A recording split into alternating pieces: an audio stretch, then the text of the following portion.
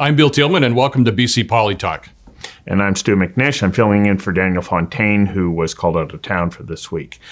Bill, we got an interesting show ahead of us with Councillor Linda Annis from Surrey. Stu, every time you turn around, turn on your TV, pick up your newspaper, listen to the radio, you're going to hear, number one, something about Surrey, whether it's Uber or RCMP or infrastructure or transit, LRT versus SkyTrain. And number two, you're probably going to hear Surrey Councillor Linda Annis, who is a very vocal critic of Mayor Doug McCallum. Well, she, in essence, has become the unofficial opposition to the mayor, who I'm not entirely sure what his agenda is, because he stirred up the pot. Well, she was the only elected member who was in opposition at the beginning of this term in the municipal elections just a little while ago for Surrey First. And all of a sudden, there's a lineup to be opposition to Doug McCallum. We've seen 3 of his team quit and become independents, and now 2 of them formed another party. So it's a complete gong show at times in Surrey. And we've seen some very wild council meetings where the public who were attending were outraged by some of the mayor and council's actions. Well, speaking off camera to Linda at one point, she said on that December 16th meeting, she was actually quite concerned that the emotions in the chamber were going to overflow and that there could be some safety issues. Yeah. So there's a lot to talk about, from transit to Uber to RCMP and the proposal from the mayor, which is going ahead to create a Surrey police force. A lot of controversy in Surrey every which way. It'll be a very interesting conversation. We'll be back with Linda in just a moment. BC Polytalk thanks Harbour Air for supporting the show.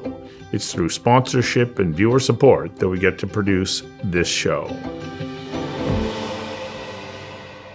Surrey Councillor Linda Annis, welcome to BC Polytalk. Thanks for having me. You are at the center of almost everything I hear, read, see in Surrey. You are the one-person opposition at the start, a lonely post, and now there's quite a few opposition members who've left Doug McCallum's former coalition. What the heck is going on in Surrey? Well, Surrey's been a very interesting place and lots of controversy for sure. When the mayor first was elected, he was elected with 7 councillors, and I was the lone Surrey First one. And since then, 3 of his councillors have left, first to be independents, Councillor Stephen Pettigrew, Councillor Brenda Locke, and also Jack Hundal. Since then, Jack and Brenda have formed their own party, which wasn't a surprise, quite honestly. They were running together, just the 2 of them initially, and then they joined the mayor's slate. So they've basically just gone back to where they were pre-election. Yeah, and there just seems to be constant controversies in Surrey from the potential change from RCMP policing to a Surrey police force, the mayor demanding a change from LRT plan to a SkyTrain, even talking about making Surrey the Venice of the North with gondolas and canals. Is it the water in Surrey, or what's going on over there? Well, I sure hope it isn't the water. We have pretty good water in Surrey, but I know you do. We do have a lot happening, and quite frankly, I'm very concerned about some of the stuff that's happening, particularly around the policing initiative. The money that's going to the transition is an awful lot of money. We don't know really have a good fix on it. The budget of it isn't clear. We've got things in the budget that, for an example, we have IT that could cost anywhere from $6 to $20 million in terms of transition costs. Clearly, it's wrong. There's a groundswelling support for the RCMP. There's over 45,000 signatures now that people have signed to support the RCMP, which is more than any of the other councillors got in terms of votes in the last election. So clearly, that's not a good decision. And so you initially were not opposed to the idea of examining whether or not there could be a Surrey City Police Force, but you have now sort of firmly aligned behind the remaining with the RCMP option. What changed for you? What I was really advocating for was a look at the policing model. If you look at the number of police officers in Surrey, for an example, we have 843. If you compare us to Vancouver, they have almost 1,500. Our population is 85% of that of Vancouver. Our land mass is Vancouver, Burnaby, and Richmond combined. We have a huge geographic area to cover with way too few police officers. What I wanted to see was a really good look at the model, determine whether our resources are best being utilized, and how many new members do we need to really adequately police Surrey. So you don't believe that a Surrey police force could meet the needs of the city based on the budget that you have? The police force would just have to expand beyond your ability to pay for it. In the new operations plan that was being proposed by Surrey and sent over to Victoria for consideration, it was actually recommending that we get less police officers, and it was going to cost us 10% more. Now, we know that that's just fraught with a whole lot of problems. That's not what we should be doing in Surrey. It's clearly not in the best interest of the residents of Surrey. And with the transition costs over the next 5 years, we're not going to get any more rec centers, any more infrastructures. We've got 12,000 people moving into Surrey each year, young families, people that need recreation facilities, roads that need to be repaired. We can't do any of that because we're putting everything towards this police force that isn't going to serve us well. And you're in a particularly advantageous position to talk about police because you're executive director also of Crime Stoppers. So you've had a lot of dealings with police with the RCMP and you know the crime area. What would be your recommendation if you were in charge as opposed to Mayor McCallum on what to do? Obviously, just keeping the RCMP and not having the staffing level isn't going to solve some of the crime problems that Surrey faces. I do have the pleasure of working both with municipal police forces, CBSA, CSIS, the whole spectrum. And from my perspective, what we need to be doing and doing it now is hiring more police officers. I think we need to get about another 300 police officers on the ground quickly. We also need to be coming up with more intervention programs. It's a whole lot easier to identify kids that are at risk, that may be getting into gang activity or maybe going down the wrong stream early on. Decisions can be made at looking at kids at the age as young as 10 years old as to whether they have a high probability of entering into a criminal lifestyle. Yeah. So we need to have those intervention programs. So is not the school liaison program where you have consistency with members that like live and work in the community one of the arguments in favor of having a city police force rather than the movement that happens within the RCMP where you have members that will transfer in and out of different jurisdictions? Well, that's a bit of a fallacy. Members don't transition out that quickly. There was a survey done, where do Surrey RCMP officers currently live? And I think it was something around 85% of the Surrey RCMP members either live in Surrey or in close proximity to Surrey and neighboring communities. So that's a myth that's taking place. You look at other cities like Vancouver or West Van that do have municipal police forces, their members don't live there. Well, so safe to say you're not buying the argument that the Surrey City needs its own police force. Absolutely not. What I really want to see is get programs in place for youth, build recreation centers so they've got a place to go, so that they can do healthy activities, so they don't get involved in a criminal lifestyle. The other thing I might want to point out to you as well is that Maclean's Magazine recently did a survey about crime severity in various communities. Surrey fared better than Vancouver, Abbotsford, and Langley. So that speaks to the great job that the RCMP are doing for us. Mm-hmm. And obviously there's an issue that the federal government does to some degree subsidize the RCMP, whereas a regional police force or a municipal police force wouldn't have that kind of funding as well. How does this get resolved? Because we've got still a majority on council saying go ahead. The provincial government, which has quite a bit of control over it, seems to be saying, well, if that's what you want, go ahead. Would you favor a referendum, or is this going to be a done deal by the next election? Well, the mayor is saying that he has a mandate to do this because he won, and that was one of his election issues. I would challenge him on that. When you look at the percentage of voter turnout and then the percentage of votes he actually got, that was not a mandate. And because you voted for the mayor and his party didn't necessarily mean you were voting for a police transition. Mm-hmm. I am urging the provincial government to ask and tell Surrey that they need to do a referendum. Mm-hmm. There's too many people that are saying that they don't want this change. Over 45,000 have signed this petition. Mm-hmm. That's more than any of the other city councillors got in terms of votes. I think to be fair, we need to do a referendum with the facts on the table and know what it's going to cost and know what it is that's going to make us feel safer in Surrey. Well, you had a pretty raucous council meeting back in December. Which one? Which one are you talking about? They're all raucous. No, but when I last saw you, you were talking like you'd never seen anything like this. There's an awful lot of emotion at work here, not just within the council itself, but within citizens in Surrey who are saying, what's happening to our city? Absolutely. People are very emotional about it. And I have to say the council meeting of December 16th, which was all around our budget, was an embarrassment. It was an embarrassment for Surrey. That's not the way good government should be taking place. And it was all really about the budget because people were seeing... I don't mean to interrupt. Could you explain it for our viewers and listeners who don't know? Because I remember seeing, but it was just like item after item passed with no debate. Is that correct? Yes, it was our 5-year budget, and all of the councillors, with the exception of a few of the mayor's team, were not allowed to speak, which really got the crowd quite riled up because they felt that in a democratic process, all councillors should be able to voice their opinion. That's what we were elected for. The residents voted for us to allow us to be able to speak on even their Mitt Romney got to speak on the president's absolutely impeachment vote. Yeah. So it's absolutely, that was disgraceful in my mind.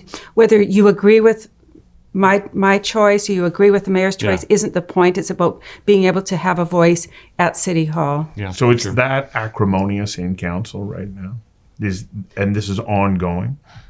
I would say that was a particularly bad council meeting, and it was a bad council meeting because we were planning the future for the next 5 years, what transit was going to look like, what our new infrastructure was going to be, and we clearly heard we're not getting anything.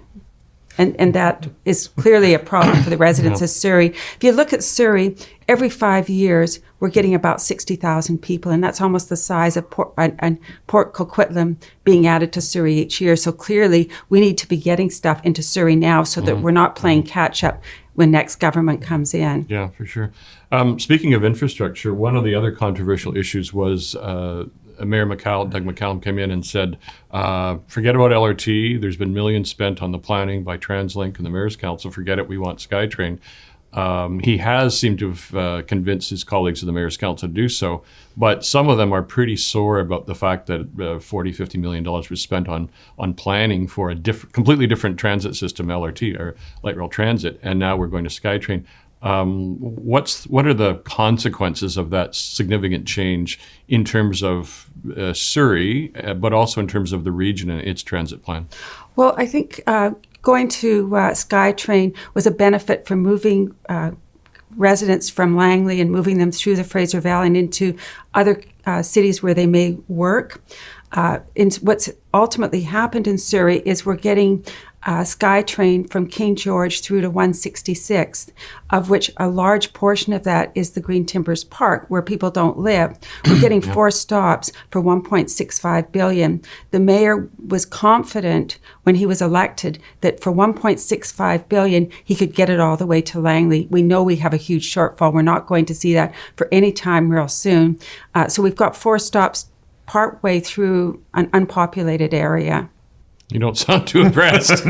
No, really, and I think working and living in Surrey, right now Surrey's a commuter city, and we want to change that. We want it to be a place where people can live, work, go to school and play, and having LRT go north-south was a good step towards that, and we've lost it. Because one of the transit, sorry, Stu, one of the transit planners that I've talked to, I can't name, said, look, LRT is a way to create jobs, and SkyTrain is a way to export jobs. Just in the fact that people use it to get somewhere fast and move a long distance. LRT still has many of the advantages of rapid transit, but you have more stops and you get off in communities and stops along the way. Well, what I had heard also was that LRT creates communities. That you take a look at the old city planning, that you would have these stops where people could get on, get off, go shopping, that there would be a sense of community. Well, you put the transportation network up in the sky and it whizzes across.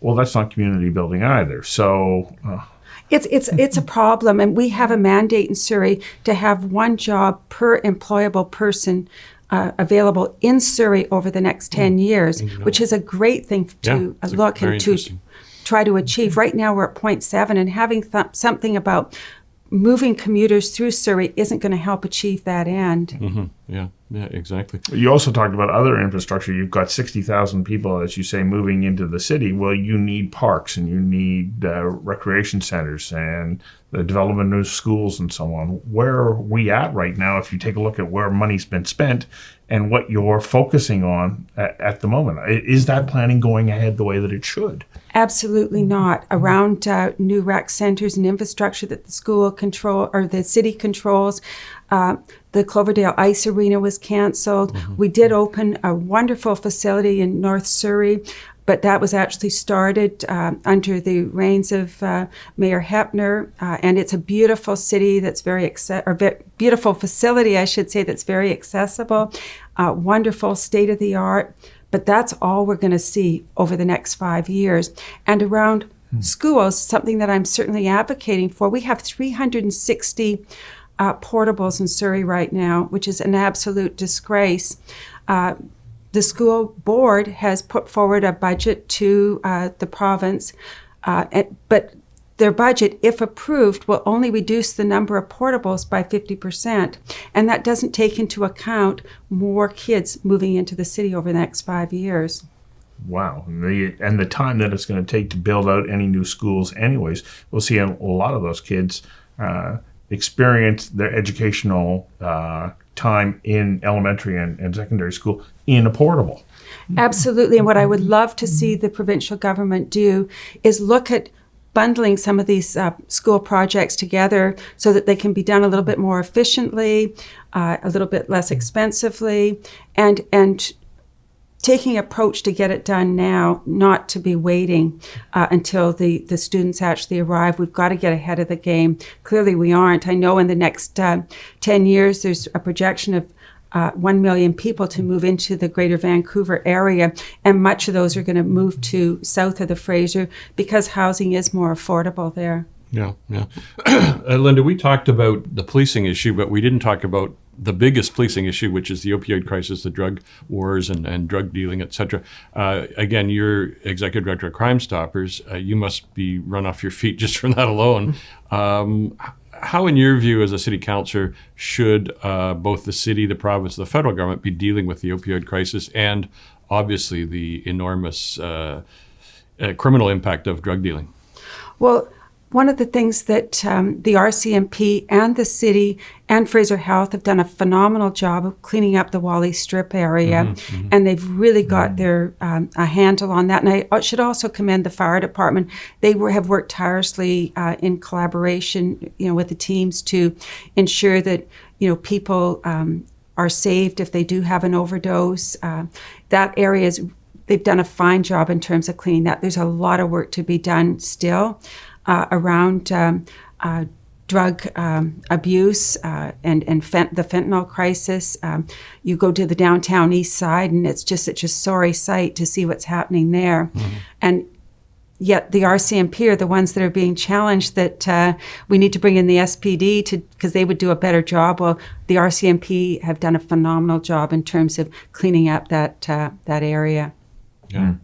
And what about the delivery of health services that would give safe injection sites and so on in Surrey? Where are we at there? We do have a safe injection site. But is it adequate? Is it enough? Because we see everywhere all resources are being challenged with this.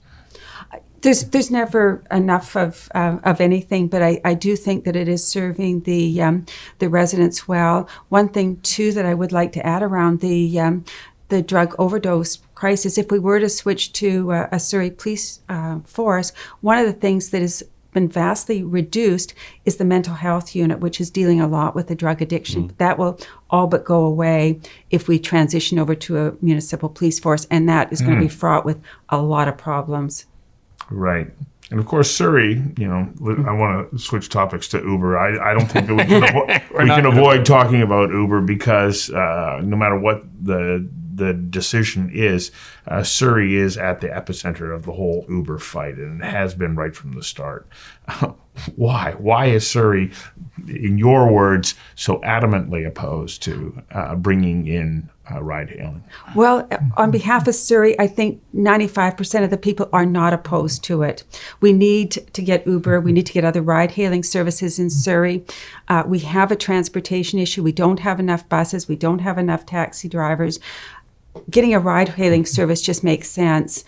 In many parts of Surrey, buses are few and far between. But if you can add to the whole transportation package ride-hailing services, it will only serve us well. And I'm hearing loud and clear from everyone I talk to, we need to get it, and we need to get it now. Yeah, 95%? That's a pretty big number. Are you sure that it's that high? I'm pretty sure. I'm not hearing it from anyone that we shouldn't be getting it. And I really think in the end of the day, there's room for taxis, there's room for Uber, there's room for buses. Let the marketplace prevail. Mm-hmm. The marketplace will decide what services are required. Other types of businesses, if you had a drugstore and I wanted to open up a drugstore, whoever does the best job is most successful. Right. You're in favor, but of course the Taxi Drivers Association, Taxi Owners Association are not, and they're heavily represented in your city. And you now have a mayor who seems to be lining up behind them. Well, not seems to be. He is lining up behind them. Yeah. I think that's pretty clear. There's no point in being soft around that language. He's saying, I'm going to go to bat for you. And does that not put the city and city council in a very difficult position, especially if you say that there's such great public support for the service? We should never be letting special interest groups run government. We were elected to represent the residents of Surrey, not special interest groups. I would say that to start with. The other thing that I would say is that I do think that taxi drivers should be put on a more level playing field. So things like licensing should be more equitable. And I would also say that the regional boundaries should be done away with. If you're getting picked up in the airport and delivered to Surrey, that taxi driver shouldn't have to deadhead back to his community. Right, that's a big challenge for taxi drivers, and I wonder how they manage to make that work. Because they have no control over when they pull up in that line at the airport. Well, where's this ride going to want to go? Well, now all of a sudden I wind up in a jurisdiction where I have to deadhead back, and I think that's a legitimate concern from them. That's absolutely not fair in my mind. Yeah. I think that needs to be done away with. As with Uber, I mean, Uber can go anywhere in the city that they're approved to go, and pretty much all of the Lower Mainland. Mm-hmm. So, Linda, while we started taping, we just heard a Supreme Court decision to grant Uber their injunction telling Surrey to stop ticketing Uber drivers, which is something that Mayor McCallum had been doing. What is your reaction to that news out of the courts? That's great news. I think that we should not have been doing that to begin with. It was clearly wrong.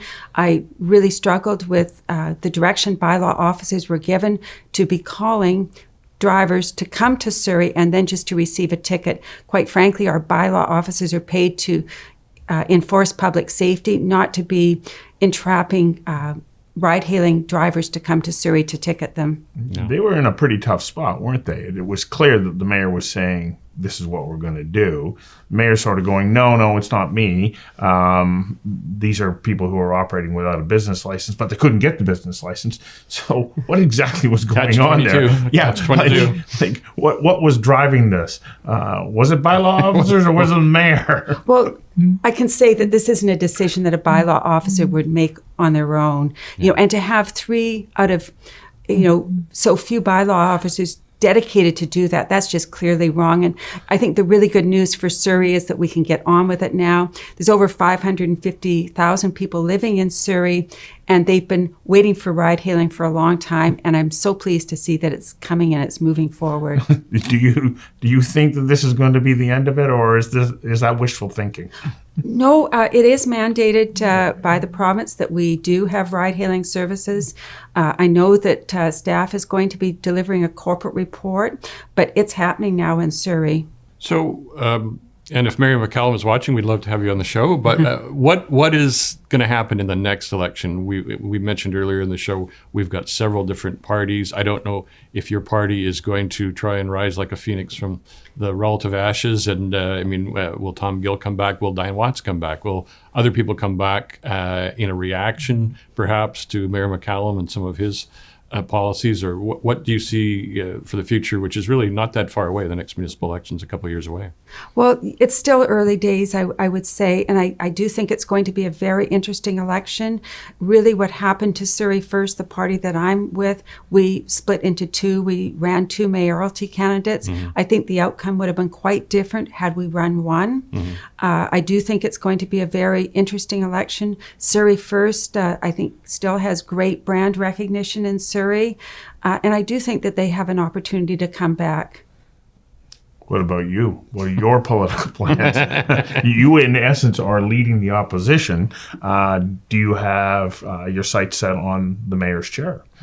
Right now, I'm learning how to be a good councillor. I'm new to politics. This is my first go at it. And it wasn't something that I had planned to do, but here I am, and I'm loving it. What the future holds for me, it's early days still. Well, opportunity presents challenges that sometimes we have to step up to, and you seem to be being thrust into that position of being the unofficial opposition. So who knows? Yes, interesting times. Okay, you're going to dance around that one. You're not going to tell her. She's learning her politics very quickly. Yeah. I'm very good at media relations. I had a good teacher.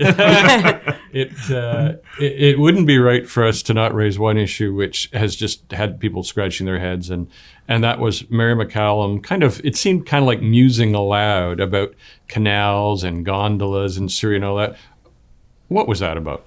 I have no idea. At one point, he had canals running from the Fraser River out to South Surrey, and I'm not sure how that would work. For viewers that might not know, Surrey's pretty hilly, so I'm not sure how we would get them up there or what the purpose of it would be. Really, I think we need to be focusing on bigger things. It's such a fast-growing city. We need to be getting our infrastructure in place. We need to be hiring more firefighters, more police officers, not building canals. Well, I'm a European by heritage, so I like canals and from Amsterdam on. Flat land. But in Amsterdam, they kind of work, and they've been around for a few hundred years. I just couldn't figure that one out. You know, when we take a look at Surrey and we look at the news right now, there is this tendency that, oh my gosh, it's like in some ways a little bit of a rudderless ship. And yet things are still happening. What are you happy about that is happening in Surrey at the moment? Because it's not all bad news. You head out to the Surrey Centre there now, and there's been a dramatic transformation that has happened. I am so proud of the downtown Surrey area. It's soon going to be the south of the Fraser downtown core. Mayor Diane Watts and former Mayor Linda Hepner did a phenomenal job of getting that off and running, and there's lots of construction happening. There's many, many towers that are being built. I'm very, very proud of that. I'm also proud of all the new business that's coming into Surrey. Again, look at Campbell Heights. It's been around for not all that many years, and already we have over 14,000 workers out there. It's an amazing project, and we're open for business there. We're about at 50% build out, so love to see more development coming in there, and I think that's a huge opportunity, and I think we're doing a great job in terms of attracting new business and also building wonderful communities. So you're talking about the legacy of past mayor and councils. What's the legacy of this mayor and council going to be as far as the future development of Surrey? Well, I really think that what we need to do is get refocused. We need to get looking at what we're going to do with the RCMP and the whole public safety strategy, for that matter. We need to be, getting more firefighters in, more police, more bylaw officers, and building healthy communities. I think that's what our legacy should be. We've got lots of work to do that. But I think that's our end goal. We need to be making Surrey a place where people can live, work, play, and go to school. We've got Kwantlen Polytechnic Universities there, SFUs there. We've got some great educational facilities. We just need to make sure that we leave a legacy for our kids and not leave them a huge problem by a big deficit and lack of infrastructure. I have one last question, which is interesting because Victoria and Saanich are talking about possible amalgamation, and the Victoria region has done that. Do you foresee any possibility of a Metro Vancouver becoming one giant municipality with all of the Metro Vancouver municipalities joining together? The short answer is no, not certainly in the seeable future. Okay. Well, Linda, thank you very much for coming and meeting with us on BC Poli Talk, and good luck with the rest of your term. Thank you. And your future political aspirations, whatever they may be. Thanks. Thanks.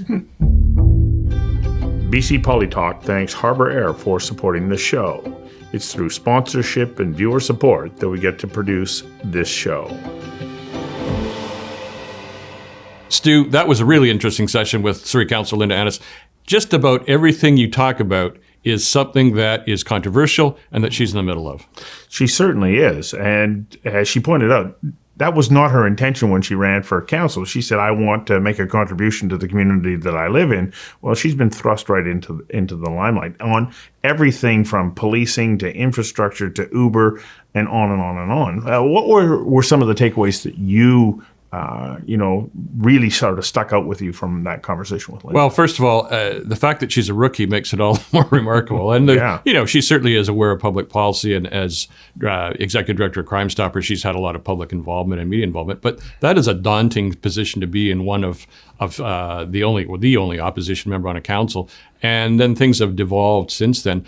I think one of the things that I'm looking for is, are we going to have a referendum on the RCMP staying or going in Surrey? That's what she's calling for in our interview. I thought that was quite interesting. As you know, I've been involved in a few referenda. They can really gauge what the public says.